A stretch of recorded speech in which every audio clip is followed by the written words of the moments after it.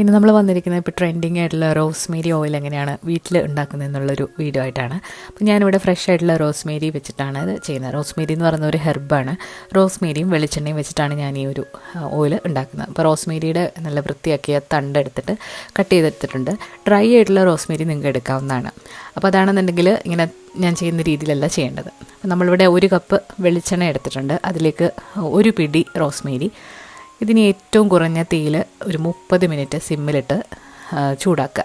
ഒരുപാട് തിളയ്ക്കാതെ പ്രത്യേകം ശ്രദ്ധിക്കുക. തിളച്ച് പോകരുത്. ചെറിയ ചൂടിലാണ് ചെയ്യേണ്ടത്. ഡ്രൈ ആയിട്ടുള്ള റോസ്മേരി ആണെന്നുണ്ടെങ്കിൽ വെളിച്ചെണ്ണയിൽ കുപ്പിയിലിട്ട് വെച്ചതിന് ശേഷം വെയിലത്ത് വെച്ചിട്ട് ഒരാഴ്ച അല്ലെങ്കിൽ 2 ആഴ്ച ഒന്ന് ഉണക്കിയെടുത്താൽ മതി. അപ്പോൾ നന്നായിട്ട് തണുത്തതിന് ശേഷം ഒരു അരിപ്പയിലൂടെ ഒരു നല്ല വൃത്തിയുള്ള കുപ്പിയിലേക്ക് മാറ്റിയിട്ട് നന്നായിട്ട് അടച്ച് എത്ര നാൾ വേണമെങ്കിലും ഇത് കേടാകാതെ സൂക്ഷിക്കാം. ഇത് തലയിൽ നന്നായിട്ട് തേച്ച് പിടിപ്പിച്ചിട്ട് ഒരു മൈൽഡായിട്ടുള്ള ഷാമ്പൂ ഇട്ട് കഴുകി കളഞ്ഞാൽ മതി. നല്ല റിസൾട്ടാണ്.